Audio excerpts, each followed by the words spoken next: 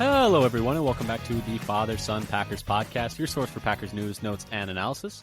My name is Tommy, and I'm one of your hosts, and I'm joined, as always, by my co-host, my dad, Matt. Dad, how you doing? I'm doing all right. I got a spinal tap yesterday. I got like a maple tree. They took out a little fluid from my spine for a study, and as I'm going out, they say, "Thanks for doing this for free. It fetches a lot of money in the black market." And I'm like, "Who are these people?" And I was telling them, I was like, there are probably some crazy billionaires who think they can like live forever by drinking spinal fluid or something. And you know what she said to me about that? Yeah. Or what she thought? That's not the craziest thing I've ever said. Yeah, no, it's not. We got a long list going. But I'm just surprised the doctors were like, oh, by the way, like, if you wanted to sell this illegally, you could make a lot of money. Like, that was their parting thought to you. Like, that was like, oh, by the way, if you wanted to commit a crime, you could make a lot of money committing a crime if you wanted to. I'm like, I don't think I have any to spare at the moment. Although, is selling your own spinal fluid a crime? I feel like probably not, right? Like that's probably. I'm sure it's fine. Not as much of a crime as selling somebody else's. That's exactly like, but selling your own spinal fluid, I mean, that's got to be allowed, right? I don't know. I guess I don't know. We'll see if we get any calls. But anyway, I'm not even sure that's against the law anymore. Yeah, what in the world is that? There's been a lot of changes in the law. Leave a comment if you know whether or not spinal fluid selling is legal or illegal if it's your own. But anyway, but maybe you don't want to sign your name to it. Yeah, make a new account and then make the comment. But anyway, we are here today to talk a little bit about some lingering questions we have for the Green Bay Packers going into 2025. I think a lot of people have some ideas, or at least what kind of made us think about doing this one is like, there are some things that I think are maybe being taken for granted. Is that safe to say, Dad, that, we kind of expect, at least that's kind of how I came about this, is like, there were some things that I feel like are generally being like expected. And I'm like, is it fair to expect that? And so that was kind of where I started out. And then that kind of just led me to like, oh, there's some other things, I have questions about with the Packers. Like, is that actually guaranteed to happen? And so I think we each have a handful of questions that we wanted to just, kind of riff on and talk about. But we are also here today talking about some Packers OTA news because we did get the second open day of OTAs.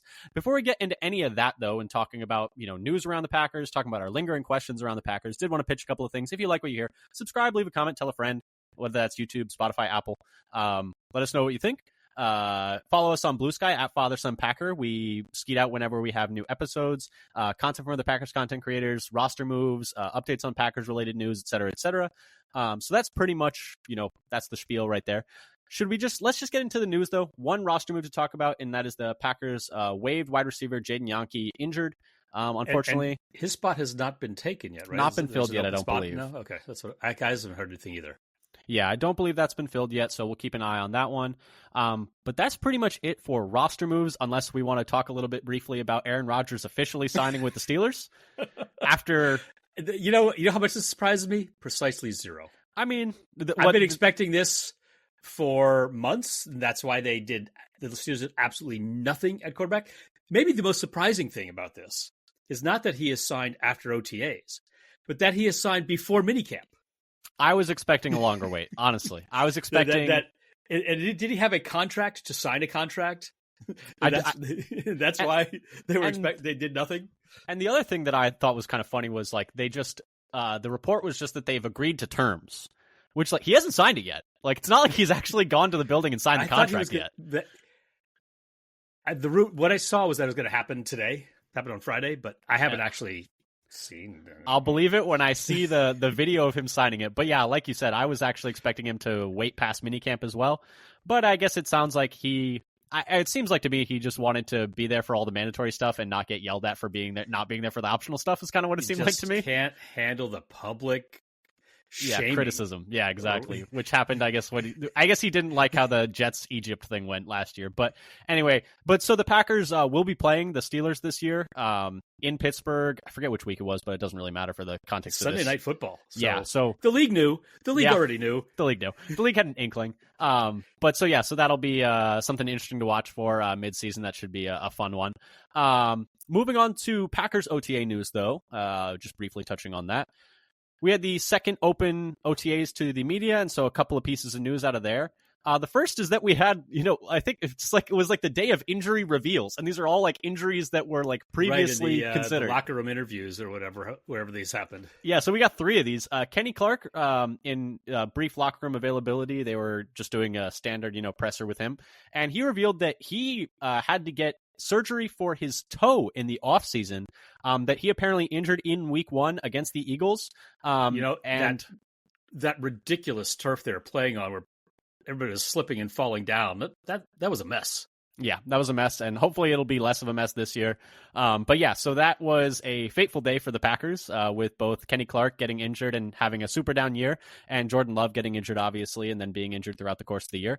But for Kenny, I think you can view this in 2 ways. One, negatively, because you never want a player to be having to get surgery or being injured or like racking up injuries, especially lower body injuries for a heavy defensive tackle. But you could also view it positively in that, hey, we have a reason for why he played so, not poorly, but played so below his, expectations last year.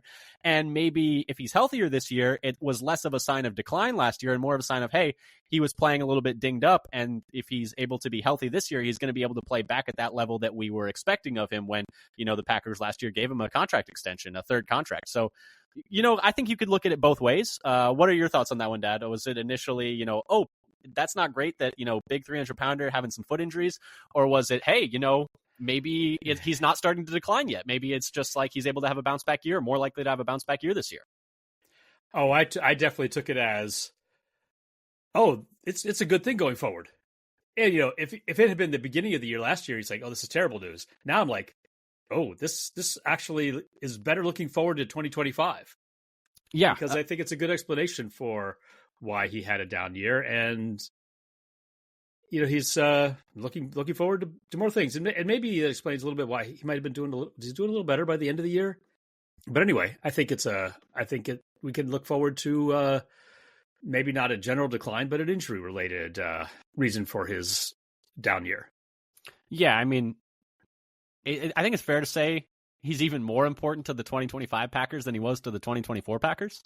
With Slayton being gone, right? Like he's going to have to be even more of a stalwart along that defensive line, especially in run defense, with, no other real nose tackles on the roster to speak of. We'll see, obviously there's still chances to make some additions to the roster. You and I were actually just talking, are there any other defensive tackles available? And not really. There's 1 or 2, maybe you could probably sign off the street, but no one that would probably be really impactful. So he's going to be really important to the Packers in 2025. And yeah. The other thing it made me think of is it seemed like every year where, Kenny's been injured or is down, for some reason, the edge rushers are not as good. Yeah. It's fair. like they had Za'Darius and Preston had that great year in 2019. And the next year they both were down and Kenny got hurt early on with like a groin pull or something that he's playing with for a lot of the year. It's like the whole the defense front has depended on how good Kenny is for years. And when he's, not at full strength, everybody else suffers. Yeah.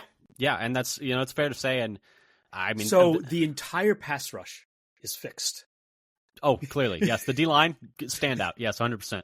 But we'll talk about that in a little bit. We have thoughts, but he was not the only one who, mentioned that they were dealing with some stuff last year. We also had Lukas Van Ness, saying he played the first half of the season with a broken thumb, and that it kind of affected his hand usage. Like he was mentally when you come off of doing that, it's like, oh, I wasn't used to using my hands. And then Zach Tom said he spent, a lot of the... just about Lukas Van Ness. He also only played on one side of the line, I think, practically the whole season because of that. Okay. I had missed that. That's an interesting little tidbit. And then Zach Tom said he spent, a lot of the season not as confident in his right hand after, he tore his pec last offseason. So that's which something I to somehow keep in mind managed as well. to space out about. Yeah, because remember him and Kraft had torn their pecs in the offseason. And Matt LaFleur, I think. It was all 3 of them. Right. And it was like, what is going on with the torn pecs in this locker room right now? But no, that's it was something that was going around last offseason. But so all 3 of them mentioned that they, were struggling with some kind of, lingering thing last year. Tom, it didn't seem to affect his play too much, but Elvian and Kenny, hopefully, that explains a bit of the down years from them. I mean, Tom himself said he didn't think his year was as good as it could have been. He wasn't satisfied with his own performance, I thought he said at one point. I mean, I thought he was good, except for that Eagles game. And that Eagles game, he got ran through several times, which was unfortunate. But he had a little trouble in the second Vikings game. I noticed. I rewatched that. That was a terrible game to rewatch. Not a good game. It's like why? I watched it. I was like, ugh. I hate everything about this game. I've deleted that game from my memory. But other OTA news, I'm just going to hit you with a couple of quick ones and see if you think these matter or not. Morgan getting work with the ones at left tackle and right guard. Any thoughts on that? Exactly what I expected. Yeah, right? It's what you'd expect. He's not starting out with either of them, but he's rotating in. The starting line has been so far Walker at left tackle, Banks at left guard, Ryan or Monk at center, and then Ryan or Monk at right guard, kind of alternating those two, and then Tom at right tackle, and then Morgan has been rotating in at left tackle and right guard. And those 6 have really been the ones that have been getting routine work with the ones. Yeah, I had one wild thought. What see what you think of this crazy thought? What if they left Elton at a guard this year and Ryan is a starting center? I think it's a terrible idea. I don't know what you want. What do you want me to say? I think that's an awful idea. Well, two questions. Where's Elton playing? Right guard. So I think the position he's played the least. I think he's played like no right guard at all. And so if you're moving him already, why are we moving 2 guys? I guess if you really want to start Ryan, this is a terrible idea. Elton left tackle. I would rather see that than see Elton at right guard. Like personally, I don't know. But if we see Ryan at center and Elton at right guard, something has happened, and I don't know what it is. Isn't it a little weird that I find it a little strange that Banks isn't getting any cross training at right guard? They're just like, you're a single position only player. That's a little weird to me. And he basically only played left guard for the Niners too, right? Yeah, is that right? Pretty much exclusively left guard. There's like maybe 2 snaps at right guard, maybe. I can't even remember, but it's like practically nothing. So he's Zoolander. He can only turn one direction. I mean, I was just like, I'm surprised they're not even just getting a few reps there in case, because they love versatility with their linemen. Especially this time of year. Yeah. They love versatility with their linemen, but then they're like, you're a left guard. But anyway, whatever. It doesn't matter. They guess he's going to play left guard as long as he's, out there, it sounds like. But anything else? Oh, there was one other thing from OTAs. Anthony Belton, 2nd round pick, getting work pretty much exclusively at tackle, at, left tackle and right tackle with the 2s and 3s. This kind of seems like to me that it lowers his odds of starting with the ones, because we were talking about, he could be fighting for that left tackle spot. He could be fighting for that right guard spot. The fact that he hasn't really gotten any work at guard at any sense, at least in the 2 open practices. Now, there's always a possibility that those are just the 2 practices he was playing tackle and he's playing guard at a bunch of the other ones. We don't know. But it does seem to me that, that kind of lowers his odds of winning one of those 5 starting spots. Right. I mean, if he's only it reduces the number of spots he's competing for, unless Morgan's going to be the right guard and he's going to be the left tackle. I mean, it's possible. He's also only working with the 2s and 3s, but that might just be to give him more reps. Yeah.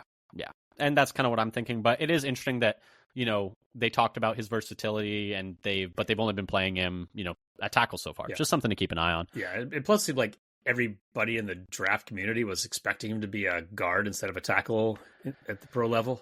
I mean, I feel like I liked him more as a guard, watching his NC State stuff. But then, he dropped like 20 pounds and looked pretty dang good at tackle at the Senior Bowl. So it's like, what weight are you playing at right now? I guess is my question. Like, if you're back at 350, 355, or if he's back at 350, then I'm playing him at guard. If he's down to like 330, I think he can hang at tackle, because he just looked a lot quicker on his feet at the Senior Bowl, I felt like, than he did at NC State. But anyway, nothing else really from OTAs.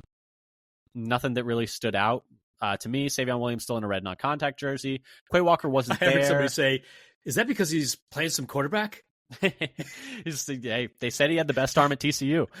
Quay Walker wasn't there. Jair and Elton still not there. John Williams still not there, which is, hopefully everything's okay with that. But I think he was at rookie camp, right? I think I heard somebody say that. I can't remember that, but yeah. So I haven't gone and verified it, but I did hear somebody say that. Which maybe he's So I don't know. I haven't heard anything about. Yeah, hopefully everything's okay with him. Marshawn Lloyd was back at practice after missing the first week OTAs, being in the rehab group. So that's always good, because, what would you say? How would you like? Is he the favorite to be this running back too, or would you say it's still Wilson? I mean, Wilson was quite good last year by every advanced metric. I still think I still think they really like Lloyd. They like his speed. They want somebody to have breakaway ability. I think they like all the running backs. I really think they like all in Brooks too, because Brooks does things that the other guys can't. So I don't know. It's going to be interesting to see. Or don't. Yeah, or don't. I think it's going to be interesting to see how that running back battle shakes out. But anyway, that pretty much does it for OTAs. Oh, and then Hobbs wasn't there, but it was for a personal matter. It was excused, it sounds like. But yeah, so that pretty much does it for the OTA news. Anything else I was missing from that? Those were the main talking points. Kraft left early, but it sounds like it didn't look like it was injury concerned. Hopefully it wasn't. Oh, that was kind of odd. Yeah, I did hear some mention of that, and it was just waved, like, I'm going now. Yeah, it's like I'm heading out. I got a thing. My ride's here. I got to go. Yeah, I got the doctor's note. I have an appointment.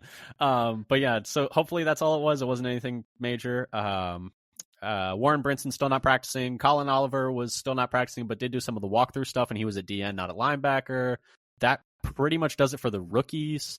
And then I would say nothing else really stood out from the reports from practice. But anyway, so that does it for pretty much the OTA stuff. Moving on to our lingering questions, though. I think we each have a handful of things that we're kind of looking at for the Packers this year, whether that's, how some players we think are going to perform, what we think about different position groups. Most of ours are actually player related, I'm realizing. So maybe this is just lingering questions about players going into 2025. Maybe we'll rebrand this one. But anyway, Dad, do you want to start us off with your first lingering question about the Packers going into 2025? Yeah, so I guess I'll start with what the thing I did the most research for. So hear a lot about, especially lately, about the Packers receivers' underperformance last year.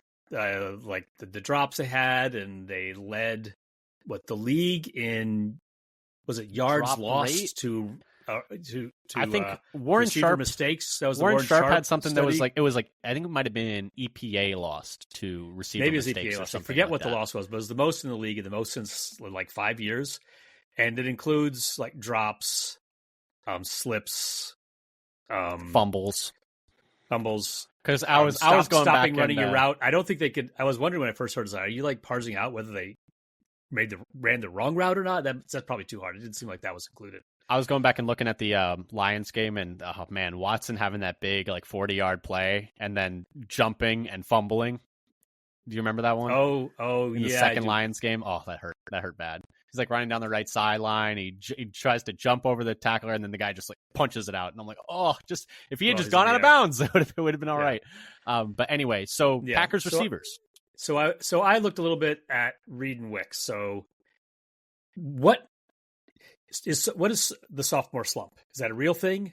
Is that, can you expect to bounce back? Did they have it? Did they not? What's the likelihood of improving from year 2 to 3 if you have a down year 2, essentially? So first, did they really have a down year 2? Reed, his drops got significantly worse, increased from 4.2%, which is, I think that's good. I didn't actually look to see where that would rank, but it went up to 14.5%. That is no bueno, no matter how you slice it. But the other metrics that I looked at, he stayed the same or got better. The QB rating when targeted for him went up from 119 to 137. His yards per route run went up from 1.95 to 2.2. And his wide receiver OPS, I think this is was Noonan that had developed it. And it's a way to combine high catch percentage and gaining a lot of yards. So it's on base plus slugging is the idea for in football terms. And that went up from 0.823 to 0.953. So especially if you get over a 1 on that, it's really good, kind of to make it look like OPS in baseball, where you get over 1,000. It's good. So the only thing that he got worse at were the drops. Wicks, however, from 23 to 24, got worse in every metric. Drops got much worse, 4.7 to 18%. Though I did look over the last I forget if it was half the season or 6 games or so. I forget exactly. That had gotten significantly better by the end of the year. So. And I do want to say for the drops, Reed and Wicks get kind of bundled into the same basket. I feel like Wicks's drops, when you watch them, are just so much more egregious than Reed's. Like Wicks's like are like super easy catches. Wicks's are like he's wide open. He's wide open. And then Reed's are like, oh, he's like on a slant in-breaking route with the guy right on his back hip, and it's like coming in a bullet, and it just like hits him in the hands and he doesn't catch it. And obviously that stinks, and those suck. But like the Wicks ones are like he's alone in the end zone. Like I should watch a tape of all of the Wicks drops because he's like getting wide open and it's like doink. And the thing with Wicks though, I feel like, I mean, when I think of Wicks, I oftentimes think of the game against the Rams in 2023, where like Aaron Jones has to like physically grab his helmet and pick his head up and be like, story, like it's okay, keep your chin up. And so I feel like Wicks lets the drops kind of like mentally affect him a little bit more. Like he gets down on them a little bit more when they happen to him. Like he lets it kind of affect him a little bit more than Reed does. But so maybe that's part of like his early struggles with the drops kind of affected the rest of his game. Like you were saying, most of his numbers were down in 2024. Maybe that has something to do with it. Yeah, I can tell you what those are. Actually, his QB rating when targeted went down from 119.9 to 73.6. Yards per route run went down from 1.94, so about the same as Reed last year. It dropped to 1.41, and his wide receiver OPS went down from 0.891 to 0.674.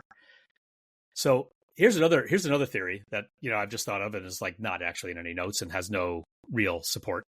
He's in every other year. He's got the even year odd year thing going like Preston Smith, but as a receiver because his second to last year at Virginia was really good. And then his last year was really bad. And then his first year in the pros was pretty good. And last year was bad. So this year it's going to be great anyway. Excellent. I didn't even need to do any of this analysis. Exactly. That was all the analysis you needed right there. I mean, the Preston Smith thing was truly like I don't understand how that happens, but anyway. But hey, hopefully that's true because then he'll have a great year 3 and we'll be off to the races this year.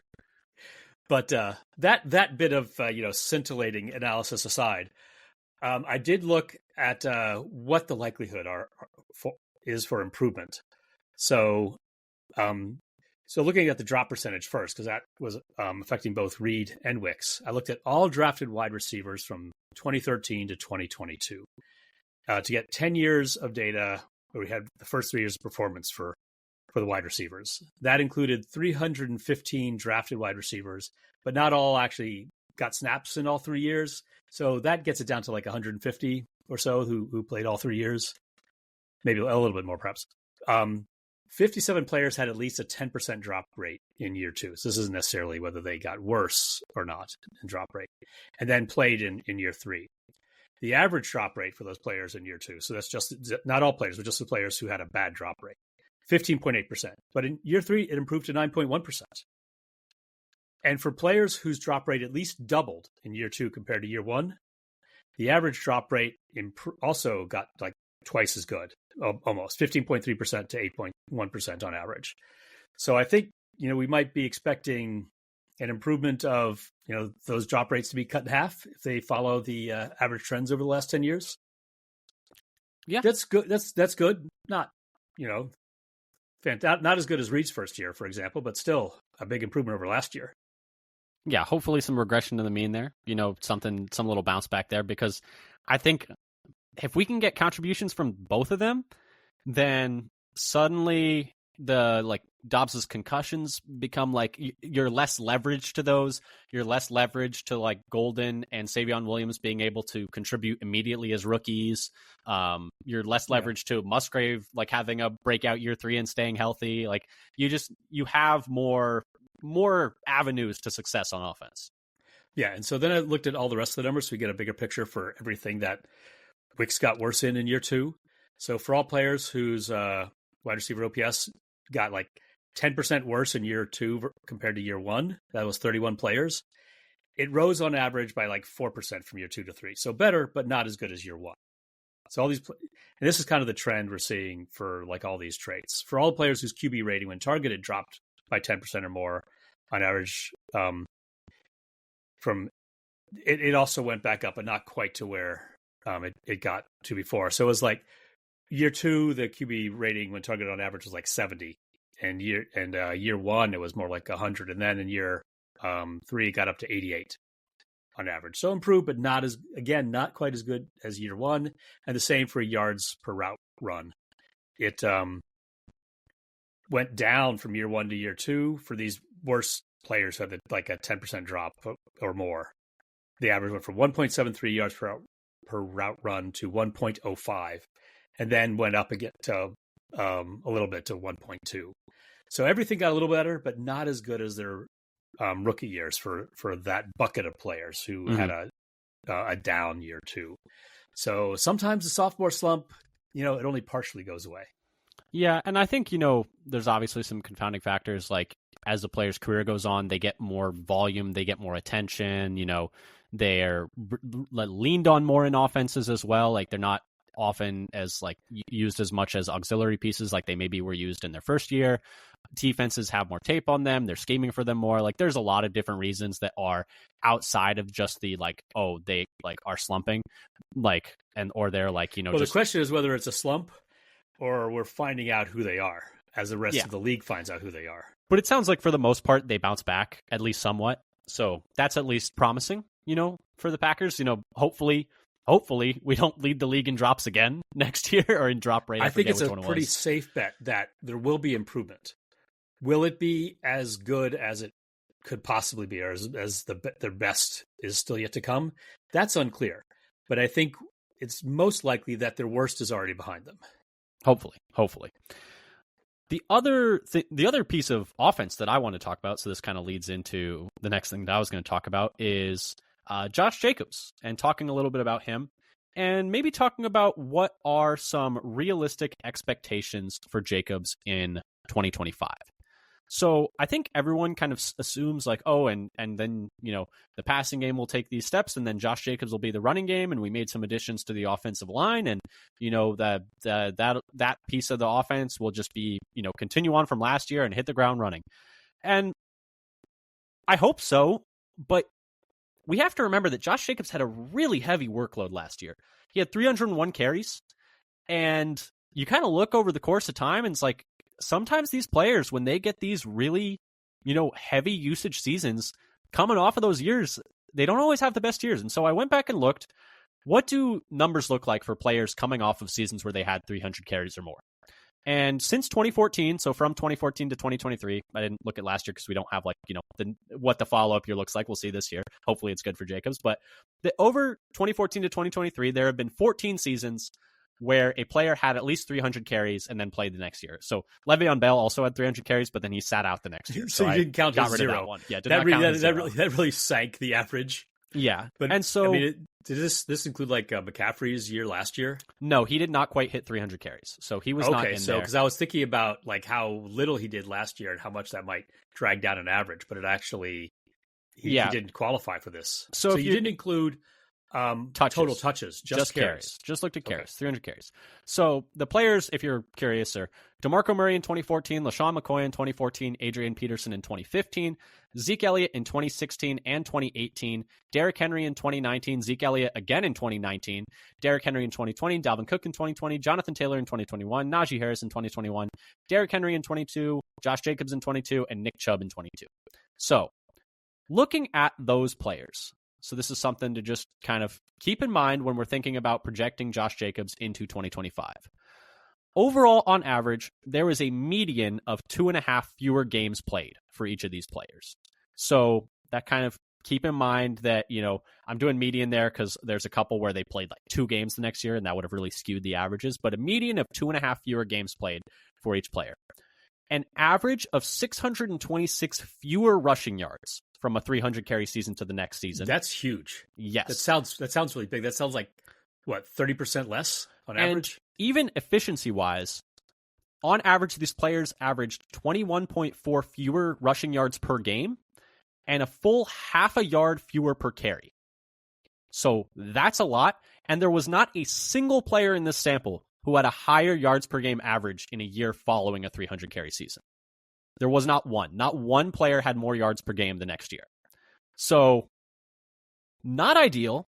So ultimately, the takeaway is these players were less available. They played fewer games, less productive from a volume perspective, and most importantly, less efficient. just overall far less efficient. A whole half a yard per carry is a lot. It doesn't sound like a lot when talking about 600 yards fewer, 20 yards fewer. A half a yard per carry is a lot. That's a big drop.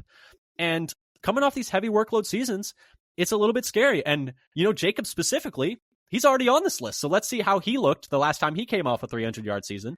In 2022, he played 17 games, had 300 carries, and led the league in rushing, 1,653 yards, 4.9 yards per carry. The next year, played 13 games, ran for 805 yards, which is less than half the total amount of yards, and ran for just 3.5 yards per carry, a full 1.4 yards per carry fewer. And obviously, there's additional context. The Raiders were a disaster that year. He was going into a contract year, so he sat out most of the offseason work. It wasn't in the best shape he could have been, et cetera, et cetera, et cetera. But it's still something to keep in mind. And so I just wanted to put that out there, that when we're, banking on Josh Jacobs being just as good as he was last year, the numbers say he's probably going to be less efficient, less productive, and less available, unfortunately. And I think maybe they might have to protect him from himself and just, give him a lower workload in the beginning of the year, at least. Yeah, though the run blocking is going to be so much better this year. I mean, not only did he have those 301 carries last year, but he was doing work, getting hit in the backfield. His yards after contact were amongst the best in the league, as well as having to, carry the rock so much. So, but Marshawn Lloyd is back in practice. Yes, so I think they're going to need to lean on Lloyd a little more. I think there has to be, because I don't think, you can't give him 300 again. There are a few players that I was like, wow, you really have to appreciate like the work some of these guys were putting in. Because what was it? I think it was Zeke Elliott is on this list 3 times, which is pretty stunning. Derrick Henry had back-to-back years where he had 300 carries and over 1,500 yards. The freaks of the freaks like can do it. It's possible, but Derrick Henry's like a locked Hall of Famer, so it's like there's levels to these things. So it's possible. It has been done, but I do think it is something to just keep in mind, that there's a chance and statistic, or like a small sample size, fair enough. But over the years, these backs who have these really heavy workload seasons don't always have good follow-up seasons. Yeah, so there's going to be some context to keep in mind there about what we can expect, but that doesn't mean the Packers' run game overall will be bad. It's just that he might contribute a smaller fraction of it than he did last year. And Packers do have a lot of backs they like. Yeah, probably less efficient than he was last year, but I do think they just need to be very cognizant about the, not wearing him down by the end of the season. And because I think these things do, like, these touches accumulate, like the carries accumulate, the hits accumulate, and it's like body blows. Exactly. Just started getting worn out. Yeah. The gloves drop. Exactly. And he is, 27 years old. So he's kind of getting to, probably 2-ish, 3-ish years left, in his prime as a running back. And so you'd like to elongate that as long as possible. But anyway, that's my lingering question. What can we expect from Josh Jacobs this year? How much does the heavy workload affect him going into this year, when you've seen it affect other running backs and seen it affect even him previously? Albeit there's some context there as well. Dad, what was your next lingering question? Yeah, so this is in some ways related to the wide receiver question. It's like, did Love actually regress in 2024? So there's been a lot of back and forth about people saying, yes, he did. No, he didn't. Some of the numbers are the same. Or if you thought he did, you don't know ball. And so I thought I would look at, what he did compared to 2023 and why people might think that he regressed in the first place. So if you just start with comparing the 2023 season to the 2024 season. In 2023, the regular season plus the playoffs, any QB, looking at quarterbacks who had a total of 200 snaps at least. Love had an EPA plus CPOE, completion percentage over expected, of 0.12, which is 8th best in the league. His EPA per play was 4th best at 0.177, and his completion percentage over expected was 1.4 for 14th best. And his passer rating on the season was 97.1 for 11th best. Now we fast forward to 2024. His EPA plus completion percentage over expected was 13th best, 0.114. His EPA per play alone was 0.167 for 10th best. It was 9th best if you count just the regular season, not the regular season plus the playoffs. His completion percentage over expected was 0.2, so that's down significantly. That's only 26th best. That's regular season and playoffs combined. If you look at just the regular season, he was 23rd best, and his passer rating of 96.7 was 12th best. But if you include the playoffs, it was 92.5 for 20th best. So there's some things that it looks like it's a little bit down. Then you have the context of the injury and the context of the drops. Those are not that far apart.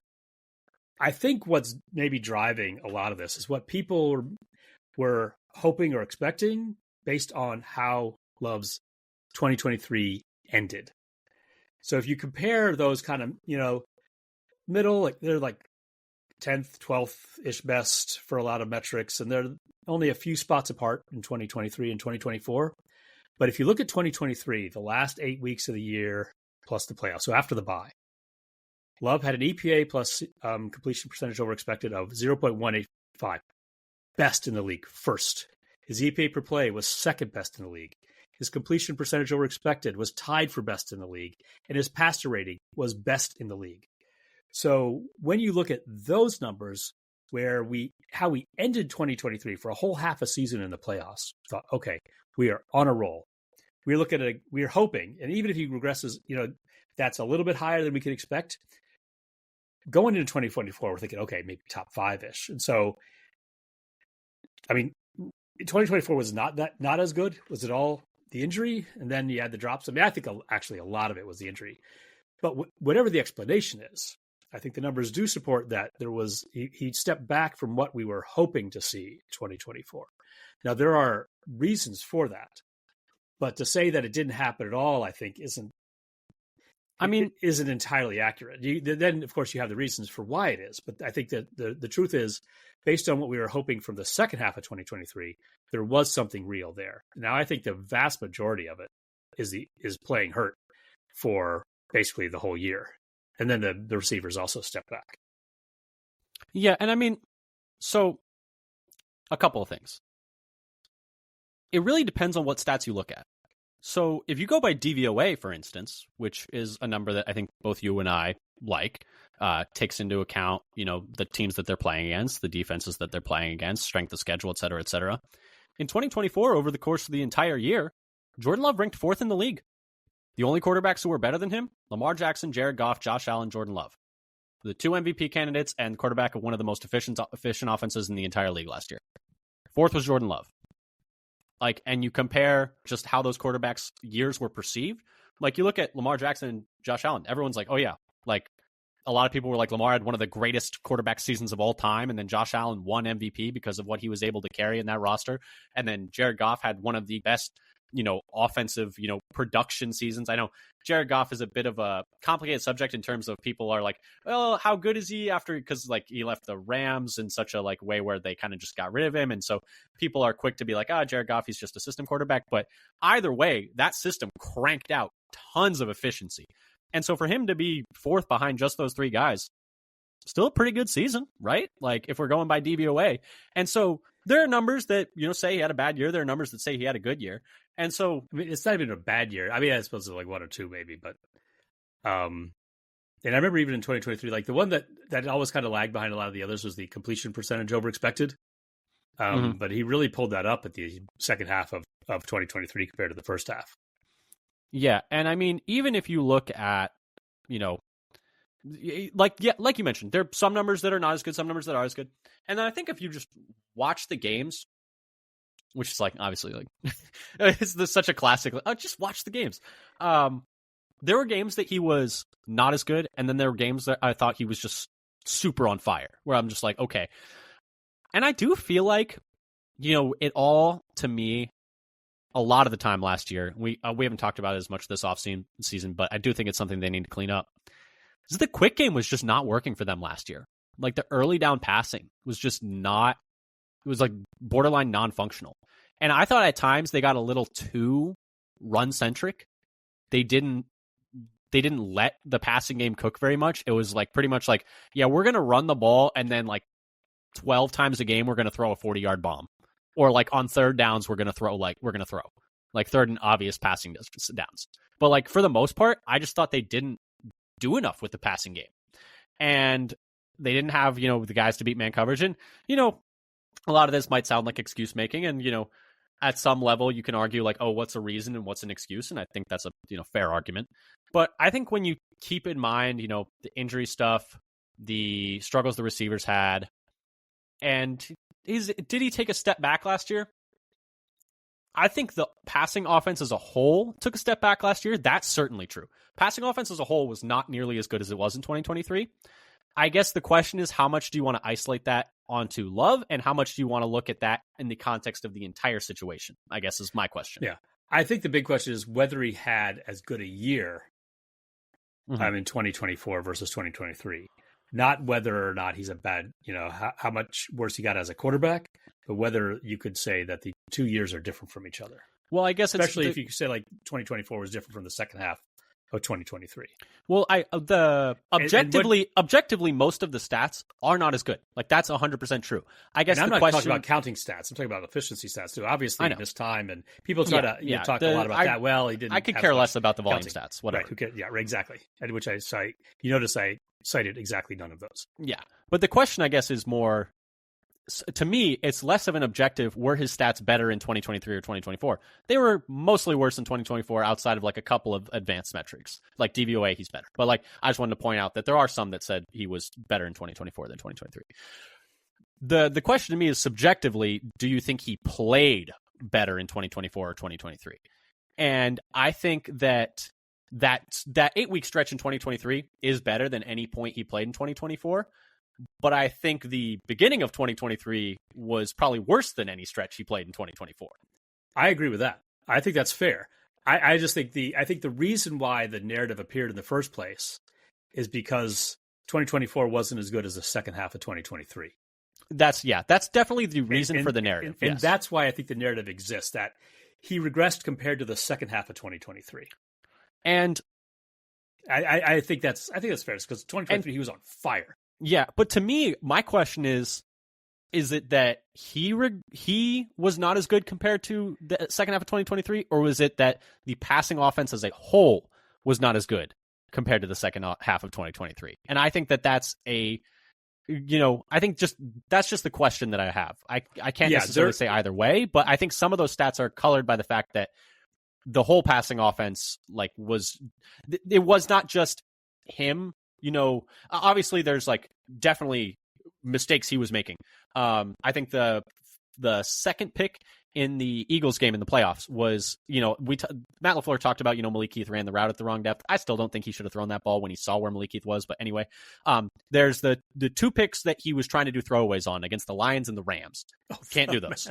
The touchdown he gave up. The pick against the Texans, where he's trying to throw, and then the one against the Vikings too, where he's trying to throw to Musgrave, where he's just trying to be way too aggressive when he doesn't need to be. There are definitely moments you can pick out where you're like, okay, like he's making decisions that he wasn't making at the end of 2023. Like he's making incorrect decisions and incorrect reads that he wasn't making in 2023. I think at the same time, the highs are still there. Like when you look at the highs of 2024, I think they're just as high as the highs in 2023. Like when you look at, for me, it's like when you look at the game against the Cardinals, oh my goodness, he was on fire. Like pretty much that entire game, he was playing out of his mind against the Cardinals. When you look at the second game against the Lions, my goodness, he was cooking against the Lions last year in 2024. Like I still think about the one where free blitzer comes, running back doesn't pick him up, ducks the blitzer, resets, hits Watson streaking across the left side, like over the defender's outstretched fingertips. I mean, I guess it's just like there was a little more volatility last year. That's fair to say than there was in the second half of 2023. But I guess the other question is like, well, do other quarterbacks have those stretches of those really highs where they're not making any of those mistakes and then fade back to some volatility? Like there's a lot of volatile quarterbacks in the NFL that a lot of people hold in very high regard. Josh Allen has been volatile throughout his career, like at certain stretches of it. But we know that, that volatility is kind of, you take that because of the aggression he plays with, I guess, is another thing. So I don't know. I think it's a complicated conversation is the only reason. And I think that it's two things. I think, yes, there were like more mistakes last year. I don't know. I don't want it to come across as like I'm just like blindly defending Jordan Love because he's the Packers quarterback, and maybe that's how it's coming across. But that's not my goal here. My goal is more just like I think the passing offense as a whole was not as good. I don't know how much of that to necessarily put. I don't think you should put all of that on Love. I think some of it. I think he made, like, when you look back anecdotally, a lot of singularly bad decisions, and there were more of those in 2024 than there were in the second half of 2023. I think the highs were just as high, and I think that some of those bad decisions and some of the bad numbers were also a product of the surrounding ecosystem not being as consistent as it was in 2023.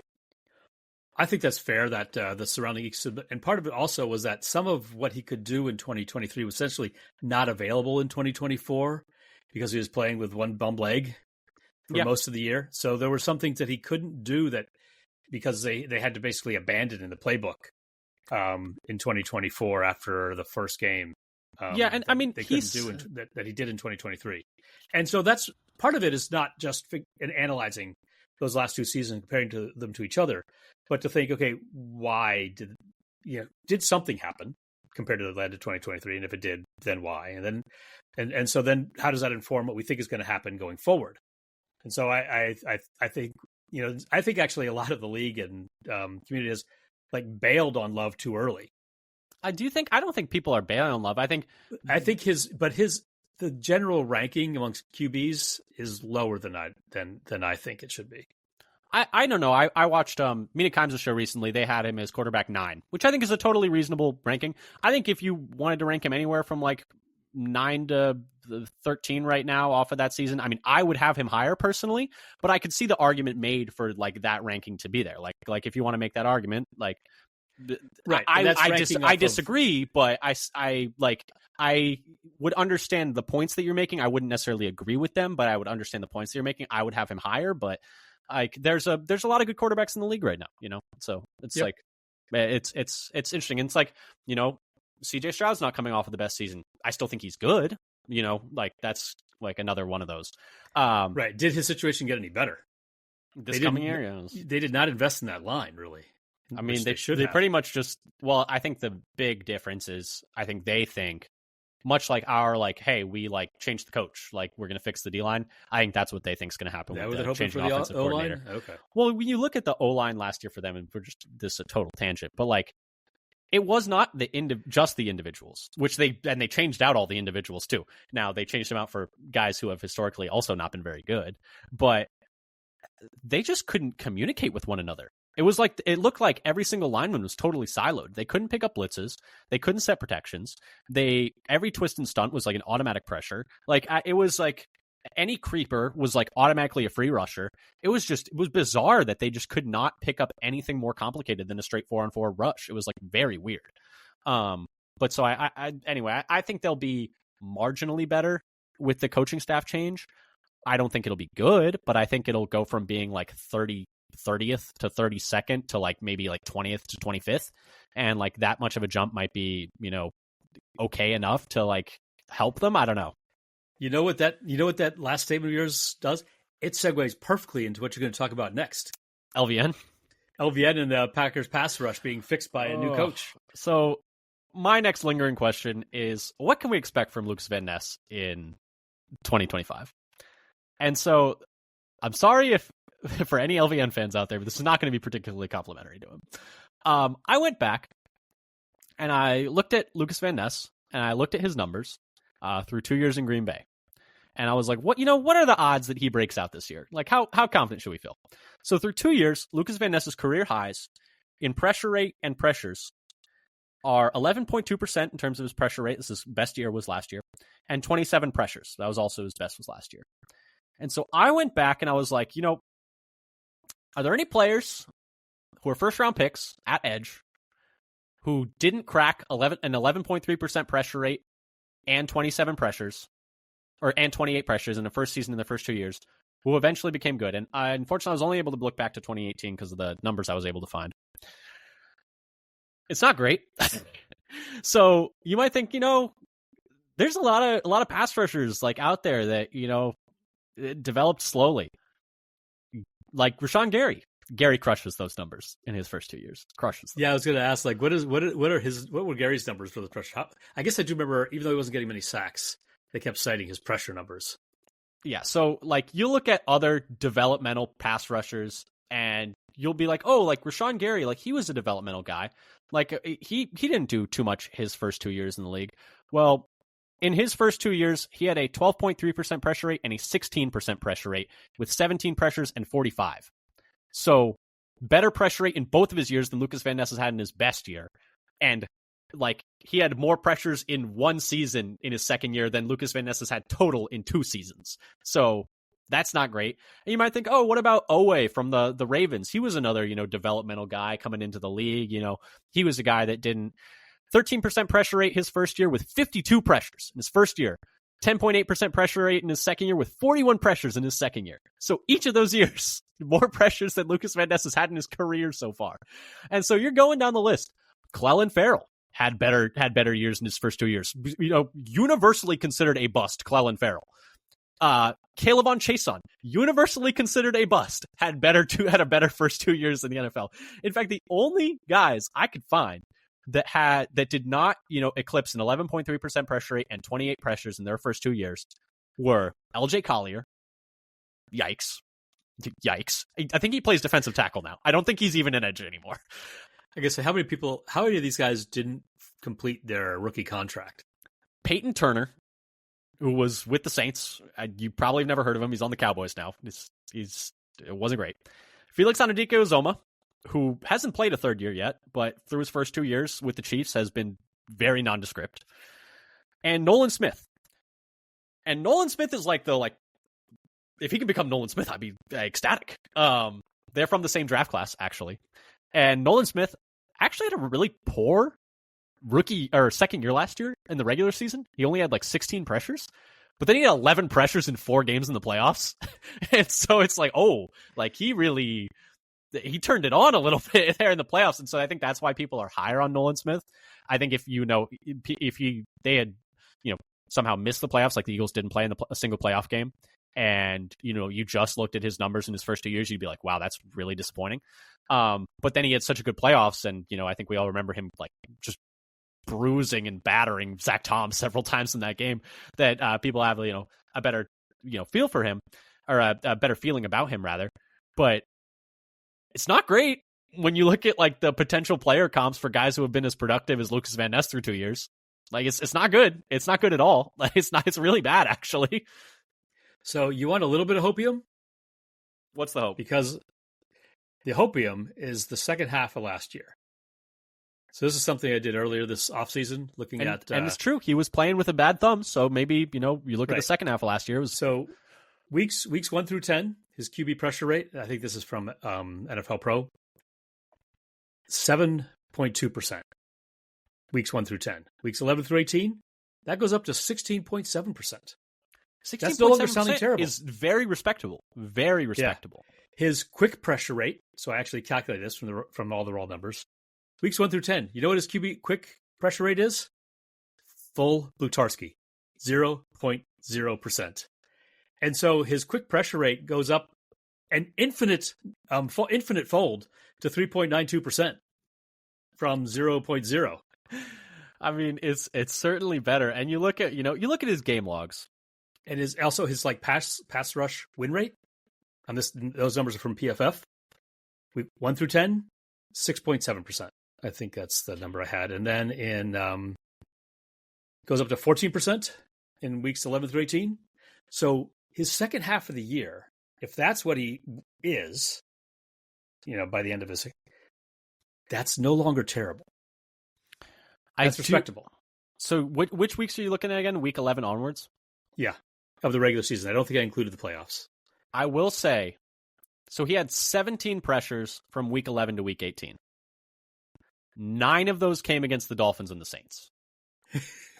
The Saints were a train wreck. Yeah. So 9 of those came against the Dolphins and the Saints is all I wanted to point out. So he had 1 against the Bears, 2 against the Niners, 1 against the Lions, 2 against the Seahawks, 1 against the Vikings, 1 against the Bears. And half of them came against pretty abysmal fronts. And because the Dolphins they had to pass the whole game. They looked like they didn't want to be there. That was like they were having a terrible time in the cold. And then the Saints was just I mean, they were decimated. That game gets to I forget that game happened. Like that game was not a game by the second, like halfway through the second quarter. That game was over. Yeah, I think that's fair.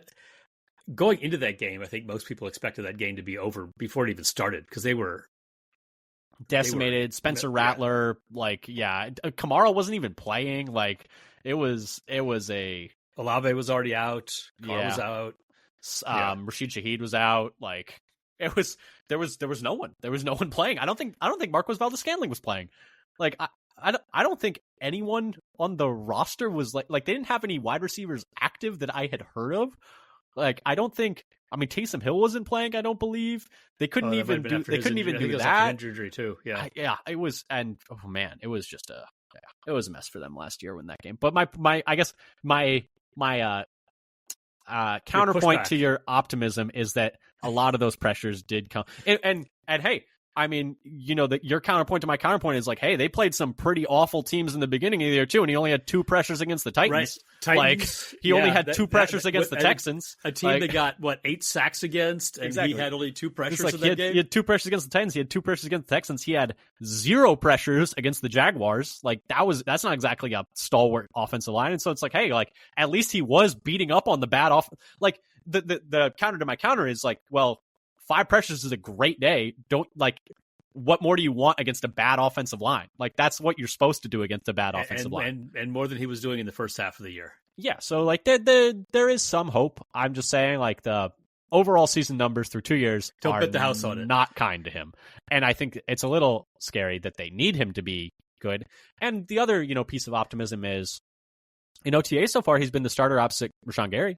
So that's something that he's basically locked in as far as I can tell. Yeah, he's like earned that second starting spot, and it's not like because I think last year was a lot of Enagbury was playing ahead of him, and so that was like I remember at the time being like, damn man, it's like second year first round pick can't beat out Kingsley Enagbury, or maybe even Brenton Cox. Yeah, it's just like Brenton Cox better than this guy. Brenton Cox, not bad player. Did you see the video by the way that was going around of how like massive Lukas Van Ness looked? I heard people talk about how he looks bigger, though. Andy Herman, I think, was saying Andy Herman said it was just in that video. It was just a weird video. Was that he looks just as big as he always has? Well, what Andy Herman was saying was that he like when you watch that video, like he does look like a 300 pounder. I haven't seen the video. I've heard. He looks like what was his name? The big he looks like Dean Lowry. Like in that video, like he looks huge. He looks like 290. Yeah, he looks like straight up 290 pounds. But Andy Herman was saying it's like, yeah, I think it's just something weird about that video because he does look big in that video, but he was like in person he looks like the same he always has looked. So that's something. But yeah, hopefully Lukas Van Ness is able to beat that track record of guys who have not been that productive in their first 2 years and is able to really contribute to this pass rush this year because they really need him to. And hopefully he's playing more like the second half of last year than the first half. And maybe it had something to do with his thumb, which is totally reasonable, totally fair. But yeah, so those have been, though, our lingering questions. Anything that you wanted to really touch on very quick? We're kind of getting long on time. I know we had a couple in the holster that we were going to maybe hit on, but we're already at an hour. So I was going to talk a little about the O-line, but we kind of went over that in the discussion of the OTAs. About who's going to go where, who's actually practicing where, and what the final lineup's going to be. Yeah, what's Walker's game plan if he loses his starting job? My one question for the O-line for you: do you think the way the lineups have been set so far in OTAs means Monk is ahead of Glover and Telford? Oh, that's a good question because he wasn't last year. I'm going to say yes. I'm also going to say yes.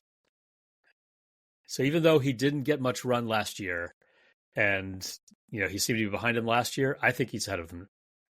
Yeah. And the reason it wouldn't be is like, hey, they just want a guy who can play guard and center so that him and Ryan can switch off.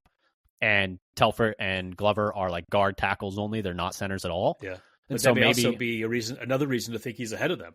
It's true. If he plays a position they need more and he has the flexibility. Well, I guess my question is, let's say guard goes down and like they're not going to put Morgan and Belton in for some reason. Do you think the first guy up is Monk or do you think the first guy up is Telford or Glover? It's hard. I think it's just hard to know right now. I would say Monk Here's right what now. I say I'd lean should Monk, happen. but Monk goes in at center and Jenkins moves over to guard. it's a lot of weight switching centers. I don't think you want to do that. I don't think NFL teams want to change their center unless they have to, because you're changing who's calling protections and plays. They like to have the protections and the communication between the center and the quarterback stay consistent. Yeah. So but I would like it to be Monk, because I think I like Monk more as a prospect than either of those other two guys. He's a lot more athletic than those guys, even though he's not nearly as on big, the smaller side. Yeah. But the reason they might be having him ahead of them right now is because he is a guard center, and so him and Ryan can switch off, and Ryan can still get reps at guard. Because Ryan's not going to be a full-time center. He's going to be the backup at center. Like, he has more chance of winning a starting spot at guard, so he still needs those reps at guard. And then the only thing I was going to touch on for lingering questions was coaching staff changes. A lot of big ones. New quarterback coach with Sean Mannion coming in for Tom Clements, so that's a big one. And then obviously new defensive line coach with DeMarcus Covington coming in for Jason Rebrovich. They've kind of staked a lot of that, a lot of the D-line improvement on that. So that's going to be one to watch for. And then new linebacker coach with Anthony Campanile getting hired away to be the defensive coordinator for the Jaguars. And Dugan, who had previously worked with Jeff Hafley at Boston College. And he's going to be the linebacker coach now. I think he was like an assistant linebacker coach last year, if I remember correctly. I'll just check that really quick. But so that was my lingering question was, how do these changes affect the team? Do you have any quick thoughts on that one? Yeah, I keep forgetting about the linebacker thing because it's we're afraid it's going to be a downgrade because the linebackers did so well last year. And so that's maybe a little bit of concern. Yeah, I mean, it was career year for Quay Walker, and Edgerrin Cooper is one of the best rookies in the league. Looks so great. And, I will say, Ben apparently put on 20 pounds and is still looking fast. When I first heard the 20-pound gain, it's really? It's just stay. Do you really want to do that? You're looking great. But Dugan was a defensive assistant for Green Bay last year, so he didn't have an official title with the linebackers, but he was a defensive assistant. And now he's going to be the linebacker coach. Okay, yeah. So that's something because they might. I hope they don't miss him too much. And I hope the team is right in that it was all coaching and not personnel. Because for the D-line? For the D-line. They've mostly just invested for some depth. Yeah. And, we like Sorrell as a prospect. We like the idea of Colin Oliver as a designated pass rusher. But these guys are rookies. You can't expect them to come in and just save. They're day 3 rookies. You can't expect them to come in and just save the pass rush unit. And hopefully also with Kenny maybe being healthier this year, that would help the pass rush unit. So it may take more pressure off of the rest of the ends. Yeah, but it's going to be a big task because they need to be better if the Packers are going to get where they want to go. But anyway, this is all that said. I'm starting to get more and more optimistic thinking about the offseason as I start to look forward. It's I'm getting excited about the year again already. Oh, I've been excited about the year. I think Jordan Love is going to show a lot of people a lot of things. I'm excited about what Golden brings to the offense. I'm excited about, some additions to the offensive line and maybe a little bit more, I think Banks can be an improvement over what Myers was for them last year. Yeah. I think that can be an improvement, even if I'm not that high on Banks. I think it's still an improvement over Myers. Although I have them being relatively close. But anyway, I still think it's going to be a moderate improvement over Myers. I'm excited about hopefully what a healthy Kenny can be, even though the depth at D-line is a little bit scary, but it is, I'm excited hopefully for a healthier Kenny this year. I'm excited for a second year in the system for Jeff Hafley. I think it's going to be a fun year for Green Bay. I'm excited for this year. But anyway, this has been the Father Son Packers podcast. If you like what you heard, check us out. Subscribe, like, comment, leave a review, tell a friend, whether that's YouTube, Spotify, Apple, any podcast platform of your choice. Check us out. And we'll be doing an episode every single week for the rest of the offseason, talking about, Packers opponents, talking about the rest of the NFC North, talking about training camp, talking about et cetera, et cetera, et cetera. Check us out on Blue Sky at Father Son Packer for updates on when new episodes are out. And updates on Packers roster moves, Packers related news, OTA coverage, et cetera, et cetera. One-stop shopping for everything Titletown. But thank you again for listening. Check us out. And until next time, go Pack Go. Go Pack Go.